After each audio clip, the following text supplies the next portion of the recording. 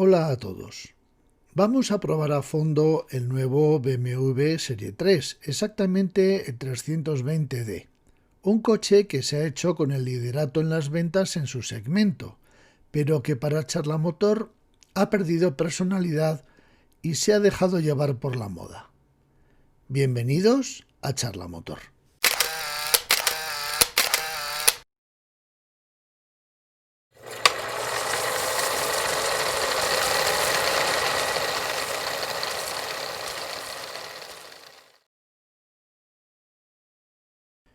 El BMW Serie 3 de siempre ha sido un coche que se ha salido un poco de norma.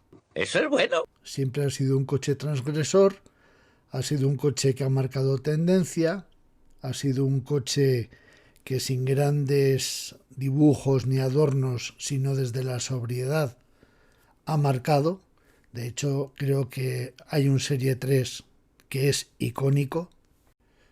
Pero este nuevo Serie 3 se ha dejado llevar por las corrientes actuales. Eso es malo. ¿Eso es bueno? ¿Eso es malo? ¿Me puedo ir ya? No lo sé. Lo cierto es que se ha hecho con el liderato de las ventas de su segmento, y es un coche muy equilibrado. Cierto es que ha perdido personalidad, pero también se ha convertido en un coche, vamos a decir, más global. Empecemos a analizarlo. De hecho, vamos a probar dos versiones. La versión con paquete M y la versión, vamos a decir, entre comillas, lujosa. Hay muchas diferencias. Y luego, otra cosa importante. Vamos a probar una serie de accesorios que vamos a ver si realmente merecen la pena. La prueba es interesante. Larga, lógicamente, porque vamos a mirar los coches con mucho detenimiento, pero muy interesante. Y sin más, empezamos. Wanna move my feet, wanna drink my wine, wanna move my feet, wanna drink my wine. El BMW Serie 3 es un coche indiscutiblemente elegante. Y esto es así porque los diseñadores de BMW han optado por un lateral calcado al del Alfa Romeo Giulia, como veremos más adelante, y eso hace pues que la línea del coche efectivamente sea muy elegante. La trasera sigue teniendo personalidad BMW, aunque se le va difuminando un poco. Yo creo que deberían haber tenido un poquito más de fuerza en el diseño, pero la delantera realmente creo que es un paso atrás en el diseño. De hecho, si nos fijamos en la parte trasera, vemos que desaparece la famosísima curva Hofmeister por este diseño que intenta ser la curva Hofmeister, pero no lo es. Y vais a ver la diferencia clarísima. Ahí tenéis la curva Hofmeister, con lo bonita que es, y que es algo a lo que BMW ha renunciado en contadísimas ocasiones. Y este diseño absolutamente vulgar hace que salgan accesorios tan vulgares y espantosos como este. Es que no se puede renunciar a las raíces, no se puede. Y aquí, para que veáis otro ejemplo, una magnífica adaptación de la curva Hofmeister en el Gran Coupé. Y mirad qué bien queda, si es que BMW tiene señas de identidad para dar y tomar. Esta búsqueda de identidad propia lleva a esta, no sé cómo llamarlo, esta muesca, esta borde, ahora a estas cosas que los cursis llaman lenguaje de diseño. Pues este lenguaje de diseño, con esa nervadura ahí, que a mí me parece que sobra absolutamente, pero que ha sido necesario, como os comentaba antes, para que el coche no sea igual que el Alfa Romeo Giulia, porque es que son idénticos. Lo único que cambia es la curva Hofmeister desaparecida, pero que la ponen para intentar alargar un poco el conjunto de las ventanas para que no sea idéntico al Alfa, y en la nervadura de abajo. Porque el resto, los coches son idénticos. Y este es el secreto por el que el BMW Serie 3 es un coche muy elegante. Así de sencillo. Más de uno ya estaréis pensando que en este vídeo no voy a hacer otra cosa que meterme con el BMW Serie 3. En absoluto, es un cochazo, y lo vais a ver y lo voy a demostrar. Pero lo que es una pena es que una marca como BMW, en aras de una venta global, haya renunciado a todas sus señas de identidad para hacer un coche con un frontal como este, que con todos mis respetos es absolutamente anodino y de postureo. La parrilla delantera, sin ir más lejos, es absolutamente un exceso. Además, que es una parrilla que ya no sabes si es un BMW, porque ya no ves ni los riñones, ves una parrilla del tamaño de las medidas estándar de ahora en los coches, que es tamaño campo de fútbol, porque es enorme y sin sentido, porque de hecho la parrilla está cerrada, y luego veremos, porque ya hablaré de esa parrilla, porque me parece un elemento, con todos mis respetos, que sobra absolutamente en este coche. Aunque reconozcamos que últimamente en BMW eso del diseño frontal no es su fuerte precisamente, y la parrilla del Serie 3 es de las discretas. Y eso que podemos ir a peor, ¿eh? Joder, es que me lloran los ojos, de verdad. Al final van a hacer bueno hasta Chris Bangle. Pero bueno, aguantemos esta foto, que nuestros ojos acostumbren a ver cosas dolorosas. Y otra cosa que me hace mucha gracia en los últimos BMW. Han renunciado a sus luces diurnas. Es decir, los inventores de las luces diurnas modernas, que eran esas luces redondas, han renunciado a ellas. Tú antes veías por el retrovisor, sea de día o sea de noche, esta imagen y sabías a kilómetros que venía un BMW. ¿Ahora qué viene? ¿Un Mazda? ¿Un Toyota? ¿Un Skoda? ¿Un Lexus? ¿Un Mitsubishi? No tienes ni idea. ¿Pero por qué ha renunciado BMW a algo que encima inventaron ellos? Además, ningún fabricante sensato tenía narices a imitar las luces de un BMW, porque era clarísimo que era quiero ser un BMW y no lo soy. Y resulta que BMW renuncia a eso. A ver, un Subus a que me diga qué coche es este. Como no le pongan una iluminación en el logotipo, que todo es posible, no sabes qué coche es. Pero no todos son palos para el exterior del BMW, porque tiene cosas muy bien hechas y también hay que decirlo. Como por ejemplo, este escape redondo. Y esta parte trasera, en este caso, es el paquete M. Hombre, tiene un poquito de postureo con esas tomas falsas, pero reconozcamos que es muy elegante y sobre todo los escapes son redondos. Bien por BMW. La parte trasera está muy bien resuelta. Por ejemplo, los catadiópticos están perfectamente integrados en el parachoques.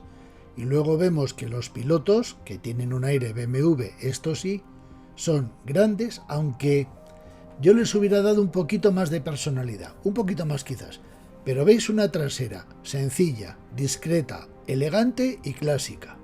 Esta parte, este conjunto general del coche, tanto en la versión M como en la versión Luxury, que luego veremos, quitando ese adornito de postureo del paragolpes, realmente está muy conseguida. Este coche es un coche Drive-On. Drive-On se encarga de comercializar los coches de renting de Alphabet, empresa del grupo BMW. Si quieres un coche de calidad y con todas las garantías, pásate por Drive-On. Y di que vienes de parte de Charla Motor, que van a tener un buen detalle contigo. Pincha en el enlace para más información. Y si quieres un buen coche de segunda mano, ya sabes. Drive-On.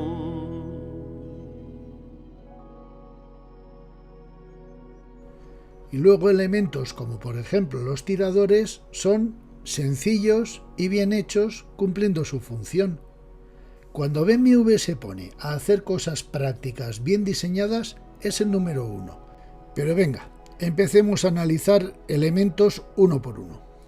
Y comenzamos por la parrilla. Fijaos, una parrilla del tamaño de un campo de fútbol es enorme, que está cerrada, porque atendiendo a la aerodinámica y a la ventilación del coche, bla bla bla bla bla, eso se regula automáticamente. Pero seamos realistas, los coches se refrigeran por abajo, por donde estoy marcando ahora.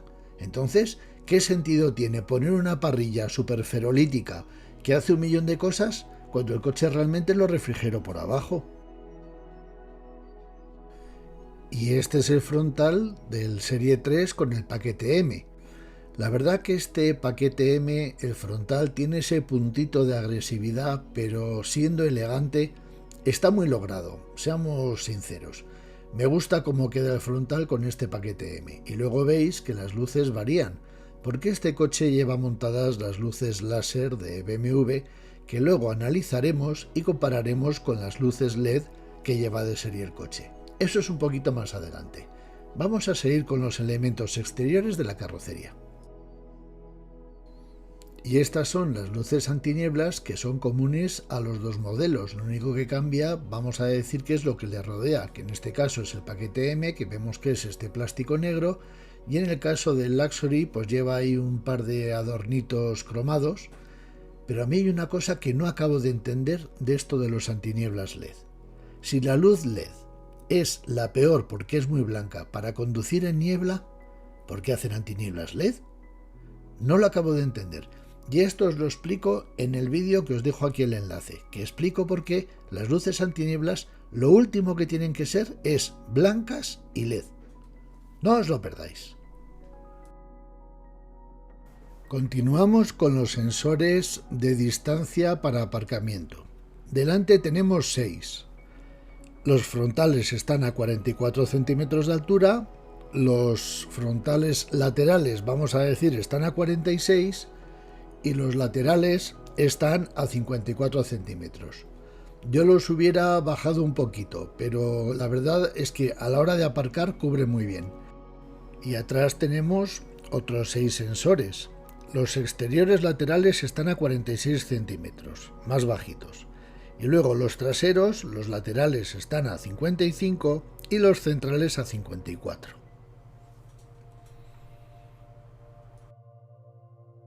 Y esto es lo que veremos en la pantalla central del salpicadero cuando utilicemos los sensores de marcha atrás o marcha adelante, vamos a llamarles sensores de proximidad.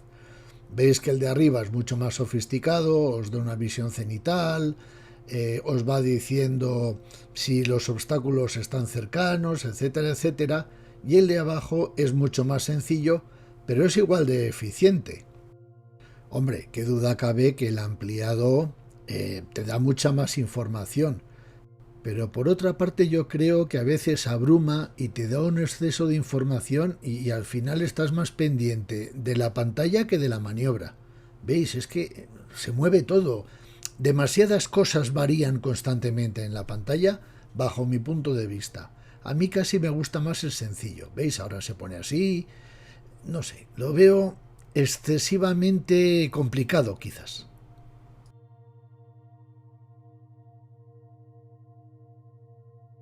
Vamos con las luces delanteras, que en este caso es la versión con faros láser.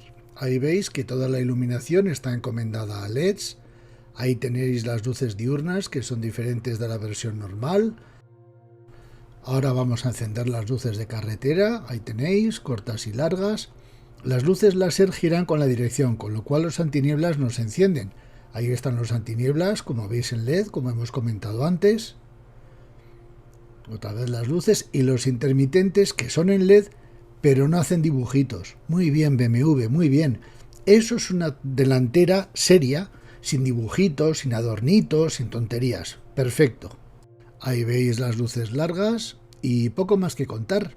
En este aspecto, perfecto todo.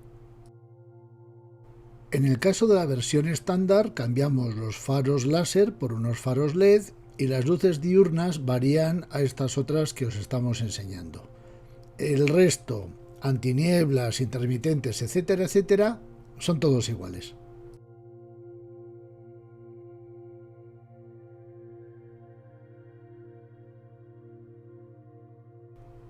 Toca hablar de los faros láser, y es un tema espinoso, y os explico por qué.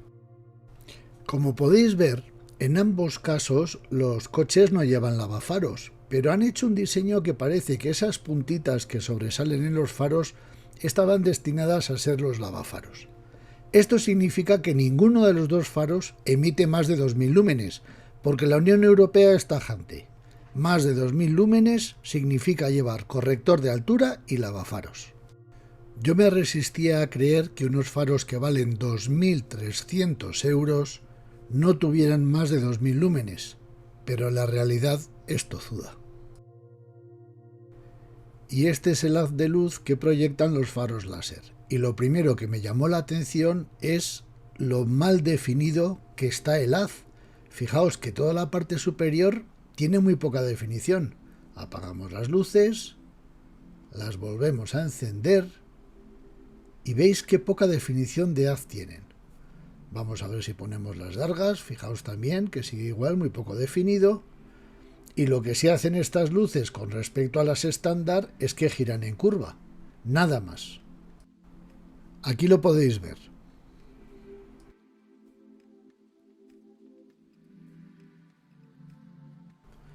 Así que agarré el medidor de luz y me fui a ver cuántos lúmenes había en la pared.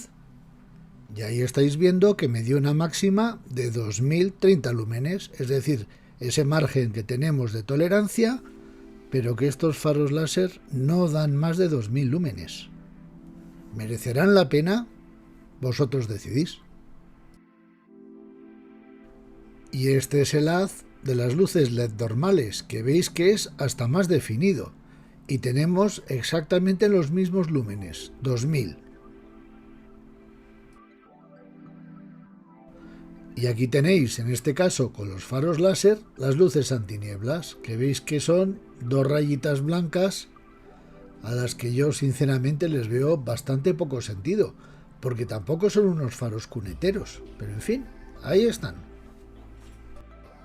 Y ya que hablamos de luces, estas son las luces opcionales que tiene el coche para iluminar los lados, en este caso en el coche equipado con la versión M. Y estas son las luces de los tiradores que se encienden cuando abrimos el coche. La verdad es que dan muy buena luz y tienes muy buena referencia para los tiradores. Y ahora nos toca repasar las luces traseras. Todas son en LED, ahí veis que solo tiene una antiniebla, yo le hubiera puesto dos. Todas las luces son en LED, como os hemos comentado, ahí veis las de freno. Y los intermitentes, gracias a Dios y con muy buen criterio, tampoco hacen dibujitos. Son unos intermitentes, lo que dice la palabra. Este es un ejemplo de hacer las cosas bien y sencillas, y con tecnología. Es que vamos en un coche normal, no en un coche de feria. Y este es el retrovisor, tiene el biselado para que tengamos más ángulo, y aquí veis cómo lo recogemos desde dentro. Y el retrovisor lleva incorporada pues la luz lateral del intermitente. Los limpiaparabrisas tienen las velocidades adecuadas.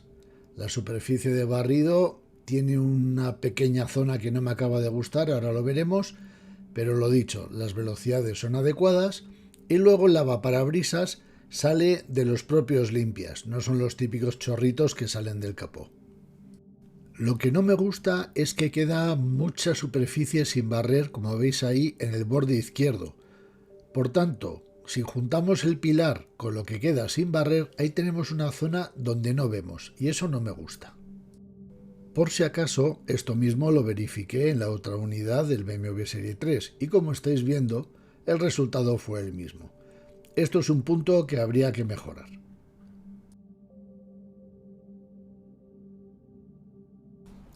El coche con la versión M equipa unas llantas con neumáticos 255-35 R19 y los neumáticos son Run Flat. Los del Luxury son del mismo tipo Run Flat, pero en una medida más normalita y más sensata, que es 225-45 R18. Pero el problema que tienen estos neumáticos es que son sensiblemente más ruidosos que los que lleva el modelo M.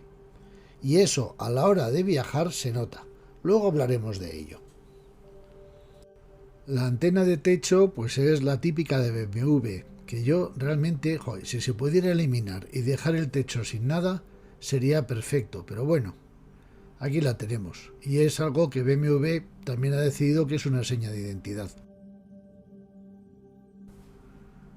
Para acceder al tapón de llenado, levantamos la trampilla que está a la derecha, vemos que es muy sencillo, giramos y ya podemos echar gasoil. Y luego, ese otro tapón azul que tenemos es para el AdBlue, el aditivo que hay que echar en los diésel modernos, que si os fijáis también lo podríamos dejar donde está el tapón del gasoil. Nada, muy sencillo, aquí lo estáis viendo, fácil de manejar, cierra con un clac y a volar, no tiene nada más. Y aquí podéis ver el pequeño alerón que incorpora el Serie 3 en la versión M. Y una vez que hemos revisado la carrocería, vámonos a ver motor, maletero y acceso al coche. Wanna move my feet, wanna drink my wine, wanna move my feet, wanna drink my wine. Echemos un vistazo al compartimento motor, así que lo abrimos con el típico procedimiento BMW de darle 2 veces a la palanca de apertura. Y gracias a este sistema nos quitamos el engorro de andar buscando palanquitas que lo único que haces es mancharte las manos. Aquí simplemente levantas el capó y se acabó. Y este es el vano motor. Lo único que podéis hacer aquí dentro es echar el líquido lavaparabrisas, porque por ejemplo, como vayáis a buscar la varilla del aceite, no la vais a encontrar. Todo eso ya lo controla el ordenador de a bordo. La verdad es que es muy gratificante ver BMWs con motores longitudinales y tracción trasera. El depósito de líquido de frenos está debajo de esta tapa, y vais a ver que una vez que quitamos la tapa, el acceso es muy bueno. Esto está muy bien hecho todo, realmente muy bien hecho. Y aquí podéis ver la parte interna del capó con su aislante, que está todo perfectamente colocado. Hay que reconocer que este coche ves que está bien hecho, pero además en todos sus detalles. Toca abrir el maletero. En este caso utilizamos el botón que tenemos encima de la matrícula. Y accedemos a un maletero de 480 litros con formas muy regulares, como estáis viendo, y además perfectamente acabado, tapizado. Las guías de la tapa del maletero están perfectamente diseñadas, no molestan. Veis que toda la tapa del maletero también está tapizado. Nada, perfecto. Por cierto, la llave es de las que caben en el bolsillo, gracias a Dios. No es muy grande, es planita, en fin, lo que es una llave, algo pequeñito. Y además con esta misma llave podemos subir los cristales, bajarlos, plegar los retrovisores, evidentemente cerrar el coche, etcétera, etcétera. Vamos, lo típico que se hace en un BMW con una llave remota. Y hablando de cristales, tenemos 39 centímetros de cristal, que se agradece bastante porque el coche por dentro no es muy agobiante y es bastante luminoso. Afortunadamente en este caso la cintura del coche no es muy alta. El acceso a las plazas delanteras es muy bueno. Como veis, la puerta se abre con generosidad y montarse es sencillo. Luego ya entraremos en la postura de conducción. Y aquí podéis ver también que la puerta trasera se abre con amplitud. Pero el acceso a las plazas traseras es un poco justito, la verdad. Fijaos, hay que agachar un poco la cabeza.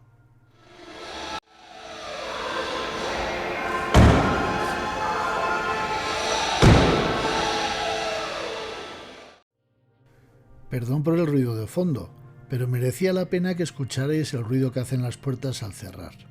Bueno, ya hemos visto los accesos, nos toca meternos con el interior del coche. Wanna move my feet, wanna drink my wine, wanna move my feet, wanna drink my wine. Bueno, ya toca sobar puertas y empezamos con la puerta del conductor. La puerta está bien hecha, pero está hecha al revés y voy a explicarme ahora enseguida. Para empezar tenemos aquí esta moldura que yo creo que imita aluminio, con esa raya azul que no sé para qué está. Bueno, sí sé para qué está y luego lo comentaremos. Ahí vemos el tirador, que está muy bien hecho, es un tirador en aluminio. Ahí dentro hay una luz, que esa sí es práctica, porque te marca dónde está el tirador. Eso es en plástico duro y eso es en símil cuero. Pero curiosamente, donde apoyas el brazo, ahí, eso es plástico duro. Tendría que ser al revés, pon el acolchado donde pones el brazo, ¿no? Pues no, eso es de plástico duro. Y luego vamos a ver un claro ejemplo de lo que digo que BMW se ha dejado llevar por el postureo. Mirad la bolsa para llevar cosas. Bien, pues han anulado la mitad de la bolsa para poner ahí un puñetero llevabotellas, que yo no sé qué problema tienen ahora los fabricantes de automóviles en general, que se piensan que todos los conductores del mundo van deshidratados, porque solo hay sitio para llevar latitas y botellitas. Y ahora vamos a poner pues la puñetera botellita, que veis cómo se pone, y que inutiliza la mitad de la bolsa. ¿No sería mejor dejar una bolsa corrida para que quepa incluso un paraguas? Pues no, la puñetera botellita. Y ahí tenemos el hueco del altavoz. Toda esta parte está hecha en plástico duro y el bolsillo no está forrado. Y otra cosa que me gusta es que seguimos teniendo los pitorros para bloquear las puertas. ¿Hay algo que mole más que cerrar el coche con el codo? La puerta trasera sigue el mismo esquema que la delantera. Ahí vemos igual el símil cuero ahí. Todos los elementos tienen la misma disposición que en la puerta delantera y como tenemos todo igual, tenemos el mismo problema. El puñetero portabotellitas te deja un bolsillo enano. Estas son las típicas concesiones al postureo que estropean un interior muy pensado. Otra cosa que me gusta, todos los elevalunas, si bajamos la ventanilla, bajan automáticamente completo, pero para subir hay que dejar pulsado el interruptor. De esta manera evitamos cualquier percance por atrapamiento, así que tenemos el sistema anti-atrapamiento por partida doble, el que incorpora la ventanilla y este del botón. La parte superior del salpicadero está revestida con un símil cuero que está bastante bien hecho. Luego tenemos ahí la toma de aireación que tiene tanto regulación de caudal como de dirección, la lucecita esa espantosa azul que tenemos ahí y luego otro ejemplo de que BMW se ha liado.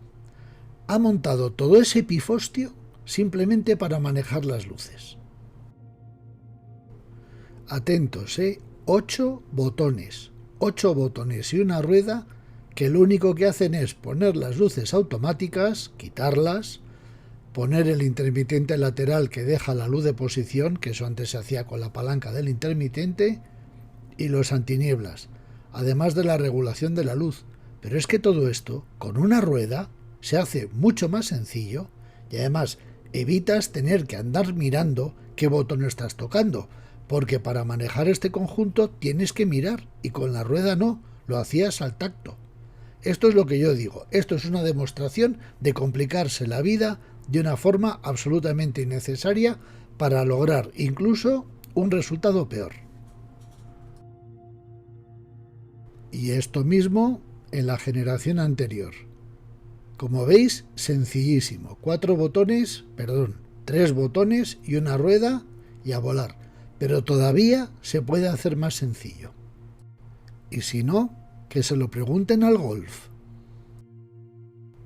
Debajo de los botones de las luces tenemos una practiquísima guantera con tapa que además está perfectamente forrada para llevar pues unas cuantas cosas, porque la verdad es que es grandecita. Los pedales, como no podía ser de otra forma en BMW, están perfectamente colocados. Son maravillosos. Lo único que yo bajaría un pelín el freno. Lo bajaría un pelín, porque veis, pega un poco el zapato. Pero como todos sabemos, en estas cosas BMW es el número 1 y la ergonomía del conductor pues siempre es casi perfecta. El volante es un volante BMW M. Ya está todo dicho. Por supuesto, redondo. Pero por primera vez voy a poner una pega a un volante M, y ocurría en los dos coches. El plástico que imita el aluminio en ambos volantes se estaba levantando. Ahí lo veis en el M, porque veis que la pantalla es la digital, y este es el otro. Estas cosas pasan cuando quieres hacer un volante de aluminio y no lo haces de aluminio. BMW, este no es el camino, ni mucho menos. El salpicadero está bien, hombre, no va a ser recordado como puede ser el de los primeros Serie 3, pero le sigue pasando lo que a otros elementos del coche, que el puñetero postureo hace que baje el nivel y encima vuelva a los elementos menos prácticos. Y me voy a explicar. Un ejemplo claro son los mandos de la climatización. Veis que bien colocados están, tenemos unos botones en negro con los iconos en blanco que se ven perfectamente, y de repente te meten 5 puñeteros botones plateaditos que no hay cristiano que vea qué son ni lo que pone, y entonces tienes que andar mirando qué estás pulsando. ¿Por qué no han dejado toda la hilera en negro? Ya está, mucho más sencillo, si lo tienen abajo con los mandos de la radio. ¿Veis? Estas son las cosas que en este coche hacen que baje el nivel del mismo. El climatizador, por otra parte, es excelente y tenemos botones físicos, cosa que me encanta, que está fenomenal. Es decir, es un coche facilísimo de manejar si dejas las cosas tranquilas. Quítale todo ese cromadito y todo ese brilli. Por favor, que esto es un BMW, que no es un coche de autos de choque. En cambio, fijaos la pantallita del climatizador, que no puede ser más simple, más sencilla y que se vea mejor. ¿Por qué no han continuado con esa filosofía en toda esta zona? Del negro piano que tanto odio casi no voy a hablar porque afortunadamente BMW te da opción a muchas más molduras para el interior. Es más, casi hay más tipos de molduras que colores de la carrocería, que ya tiene narices. Exactamente tenemos 9 tipos de molduras contra los siguientes colores: blanco, negro, gris en todas sus variedades, azul en todas sus variedades, naranja y rojo. Se acabó. Y ahora utilizo el polarizador de la cámara para que veáis que ambas pantallas, la del salpicadero y la del cuadro de mandos, están perfectamente polarizadas igual. La guantera es justita. Eso sí, está muy bien terminada y está iluminada, pero veis que tiene ahí muchos escalones y muchas cosas. Es un poco justa, sí. La consola central es un ejemplo de elegancia, simplicidad y funcionalidad. Para empezar, tiene tapa y no ves los espantosos posavasos que están dentro. Además, la guantera, como veis, está iluminada.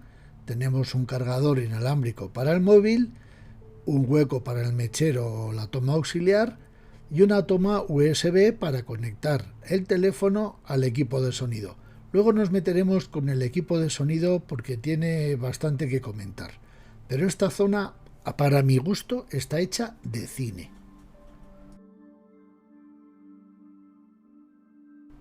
De toda esta zona hablaremos más adelante. Y la guantera trasera, que ahora vamos a abrir, ahí está la tapa, vemos que es generosa, está iluminada igualmente y tenemos una conexión incomprensiblemente USB-C. ¿Por qué no han puesto una conexión USB normal?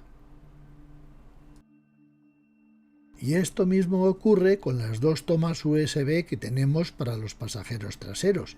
No alcanzo a comprender por qué no han puesto una toma USB estándar. Por cierto, ya que estamos detrás, el climatizador de las plazas traseras, como podéis ver, se regula en un montón de cosas. Pero es que en realidad tiene muy poquita fuerza, muy poquita fuerza. No sé si tiene que ver a lo mejor que esté comandado por el climatizador de delante, no lo sé. No me atrevo a decir que que esto sea normal, pero me sorprendió la poquita chicha que tiene. Terminemos de repasar los elementos interiores antes de montarnos. Una cosa que no me gustó. Los cinturones de seguridad delanteros no tienen regulación en altura. Este es el plafón de luces delantero, que como veis es bastante completo. El espejo retrovisor es un espejo electrocromático y de un tamaño generoso. Y ahí veis las luces que tienen los parasoles, los espejos, y veis que los pasajeros disponen de su asa correspondiente. Todo esto en este coche realmente está muy bien hecho, muy sencillo y muy bien pensado. Un detalle que me ha gustado. El micrófono de manos libres tenemos uno para el conductor y otro para el pasajero. Y para finalizar el repaso del interior, aquí vemos las palancas que están en el maletero que se utilizan para abatir los asientos. Y los asientos se abaten en modo 60-40 y además tenemos una trampilla portaesquís que os enseñaremos en el siguiente capítulo. Wanna move my feet, wanna drink my wine, wanna move my feet, wanna drink my wine. Bien, empecemos a utilizar todos los elementos que os hemos descrito y lo primero que hacemos es subirnos al coche y buscar la postura de conducción. Pues bien, independientemente de que lleves reglajes manuales o reglajes eléctricos, es absolutamente imposible no encontrar la postura de conducción en la que estés cómodo. Este coche es un BMW y por tanto el coche se adapta a ti. Tú no te adaptas al coche como ocurre en otras marcas. Es increíble lo bien que hacen siempre los puestos de conducción. Sin duda, para mi gusto, la mejor marca de todas. Todos los reglajes son amplios y tienes reglajes para todo. Por cierto, me encanta el sistema de reglaje de los reposacabezas delanteros. De los traseros hablamos luego. La forma y tamaño del volante están muy bien. Yo quizás hubiera hecho el volante un poquito más pequeño, pero es que a mí me encantan los volantes pequeños. Pero bueno, vemos los mandos que tenemos de todo lo que controlamos desde el volante, que son mandos físicos, son botones, nada de táctiles que rozas y empiezan a cambiar cosas. No, botones, como Dios manda. Las palancas son unas palancas recias, es decir, no son nada blanditas, me gustan. Y luego tenemos las levas, que las levas para mí, entre nosotros, es que me sobran. Porque en este coche realmente yo creo que no voy a usar nunca las levas. Además de que son levas que, como estáis viendo, van solidarias con el volante, que a mí no me gustan. Las levas yo creo que tienen que ir fijas. Y ahora vamos a hablar de un tema espinoso, que es el cuadro de instrumentos. Tenemos dos tipos de cuadros. Un cuadro que es otra pantalla, es un cuadro digital que imita las agujas de toda la vida, y un cuadro superferolítico por pantalla que dice un montón de cosas y hace un montón de cosas. Pues bien, yo me quedo sin ninguna duda con el cuadro que imita las agujas. Y os voy a explicar por qué. En realidad es un compendio de información irrelevante. ¿De verdad que os importa saber el par motor que estáis utilizando o las Gs laterales en un 320 diésel? Un poco ridículo, ¿verdad? No solamente es que sea ridículo, es que te abruma. Cuando vas conduciendo, se mueven tantas cosas, cambian tantos parámetros que no ves nada. Hay tanta información que no ves ninguna. Luego la velocidad al final tampoco la ves porque es un numerito ahí pequeño. Y luego, lo dicho, información absolutamente irrelevante.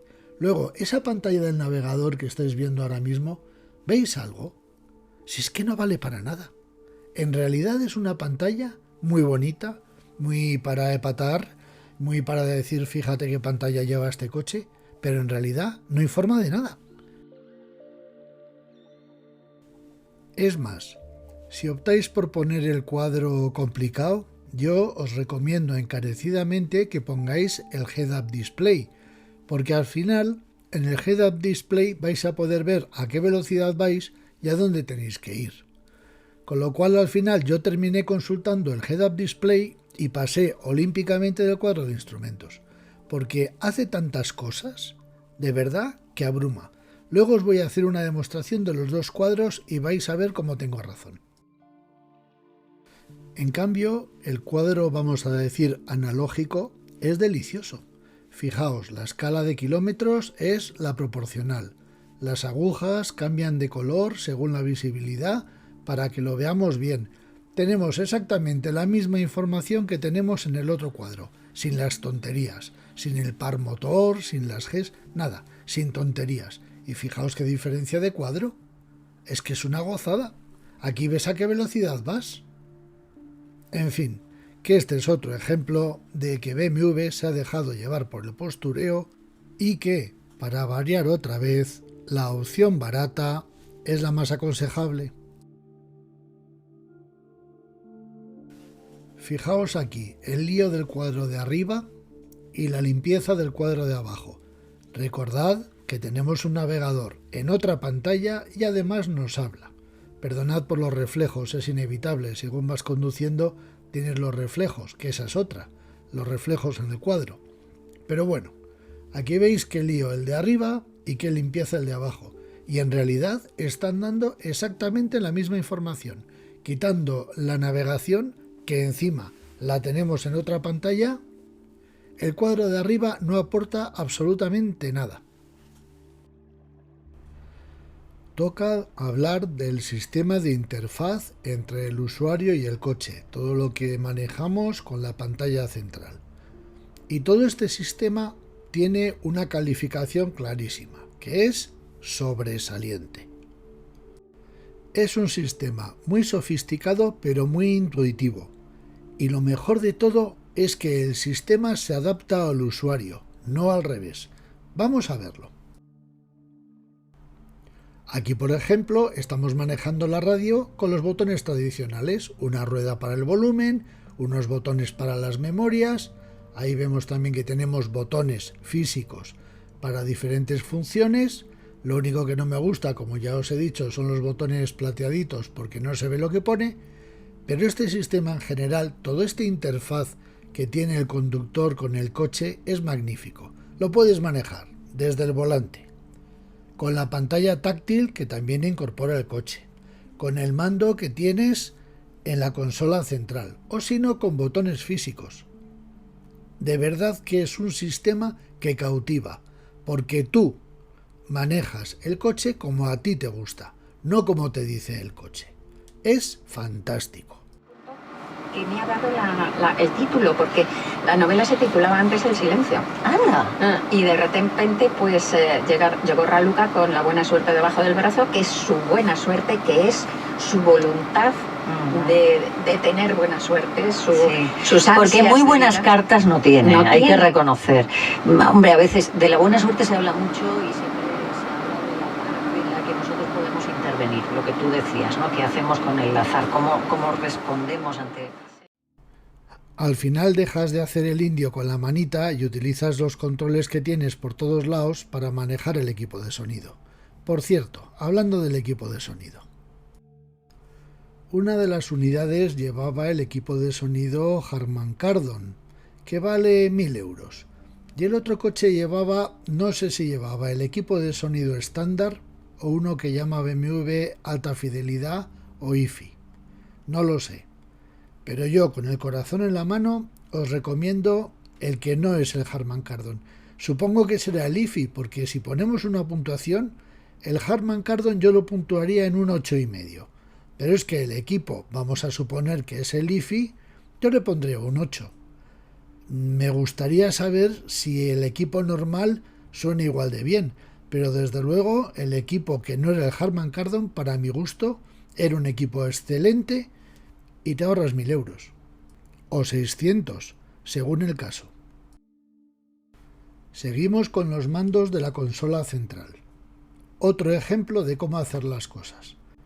Quitando la palanca del selector de la caja de cambios, que es un poco sui generis, veis ese botón que doy con el meñique, ese es el de desbloqueo, y luego veis que para poner la P tenéis que dar al botón P que está en el otro lado. Pero vamos, por lo general te acostumbras enseguida. Pero a lo que vamos, veis que es una consola con botones físicos, cada botón hace una cosa, tienes tu botón de conducción Sport, que por cierto los diferentes modos de conducción se notan, tienes ahí otro botón para el parking, tienes el botón para quitar la porquería esta del Start Stop, que odio a muerte, casi más que al negro piano, y luego a la derecha tenéis los mandos para manejar el sistema multimedia, con su pad táctil, el freno de mano eléctrico, etcétera, etcétera. Esta consola es agradabilísima de manejar y está muy bien hecha. Solo una pregunta, es que no sé si es un defecto o soy yo. ¿Soy el único humano que poniendo la caja en modo manual para subir una marcha la echaría hacia adelante y para reducir la echaría hacia atrás? ¿O es que lo hacen al revés? ¿O el que lo hace al revés soy yo? ¿Qué opináis? Bueno, nos toca hablar de las lucecitas de colores. Fijaos qué escandalera monta la puerta para decirnos que la tenemos abierta. Al final, entre las lucecitas de colores y los negros pianos, este coche baja bastante el nivel de categoría del salpicadero. Si ya nos cargáramos ese plástico plateado imitando aluminio, podríamos hacer un salpicadero elegantísimo. Así que, después de comprobar que también tenemos lucecitas naranjas, lo que hacemos es apagarlas. Fijaos ya simplemente lo que ha ganado el salpicadero. Estos son los asientos deportivos y ahora vamos a ver los asientos, vamos a denominar estándar. En ambos casos los asientos son muy cómodos y el cuero es similar. Es un cuero grueso, muy granulado, que bueno, está bien. No es un cuero para tirar cohetes, pero tampoco podemos decir que es un cuero de mala calidad. Pero tampoco se han esmerado mucho en esto. Pero los asientos son muy cómodos en ambos casos. Porque en general el conjunto delantero de conductor, acompañante, salpicadero, etcétera, etcétera, invita a conducir y mucho. Vamos a ver qué tal las plazas traseras.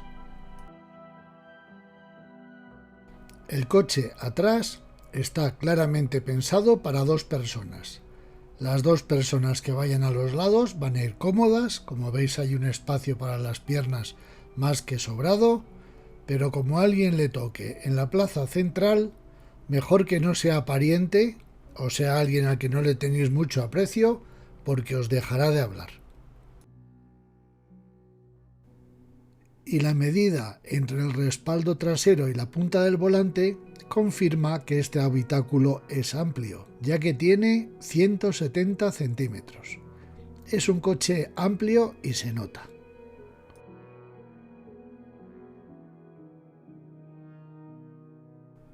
Atrás, una persona de hasta 1,80 m va a ir cómoda.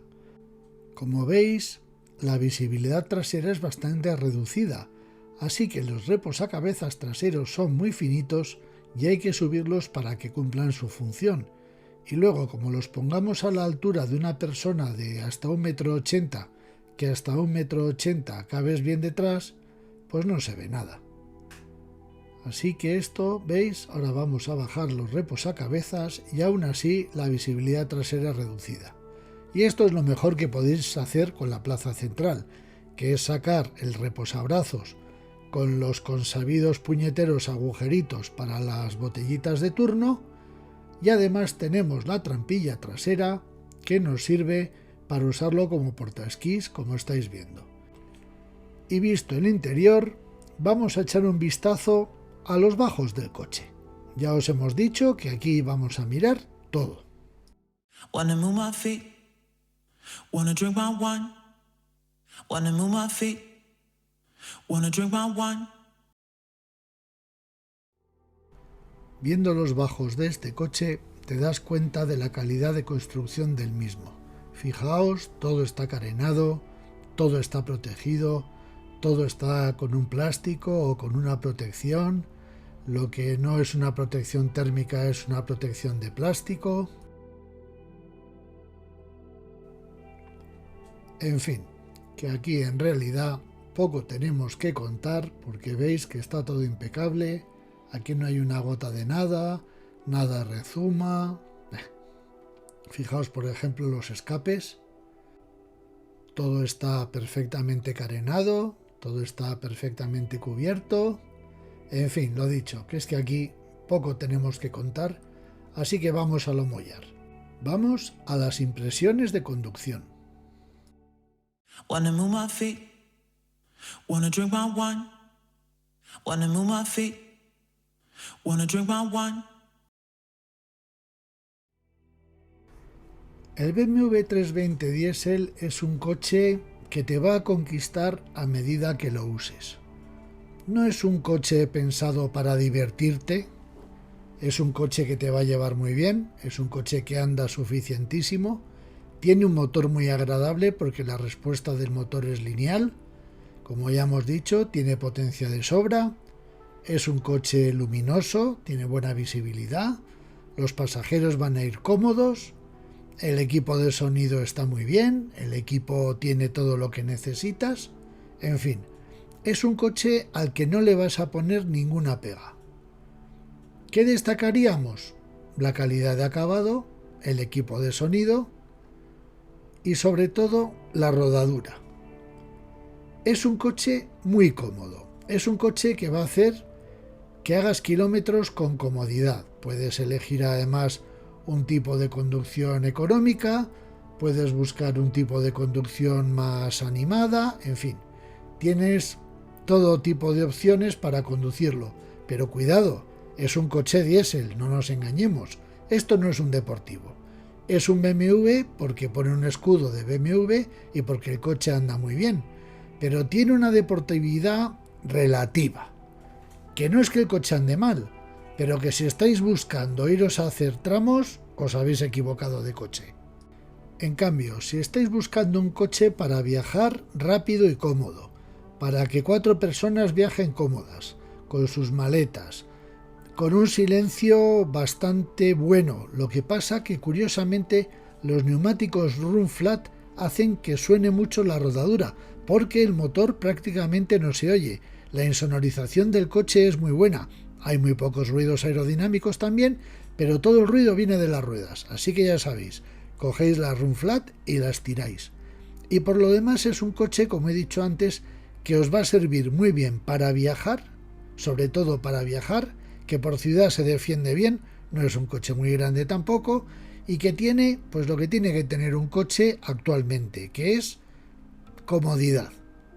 Porque, seamos realistas, la dirección ya es eléctrica, ya los coches no van teniendo ese feeling de coche deportivo que tenían antes y sobre todo cada día te vas dando cuenta que vas más aislado de la carretera. ¿Que eso es bueno? ¿Que eso es malo? No voy a poner a Homer otra vez. Vosotros decidiréis. Pero si lo que busquéis es un coche práctico para viajar y sentir la carretera, etcétera, etcétera, os da más o menos igual, este BMW es una buenísima opción, porque vais a ver que es un motor progresivo, aunque a mí no me gusta hablar de consumos porque lógicamente yo voy probando el coche y no buscando el consumo, me he movido en torno a los 7 litros, la climatización es excelente y tienes, bueno, eso pues las levas que tampoco le vas a sacar mucha utilidad, y luego lo que veo en este coche es que BMW se ha ido un poco a permitir el postureo. Que bueno, son los tiempos que corren y esto es lo que hay.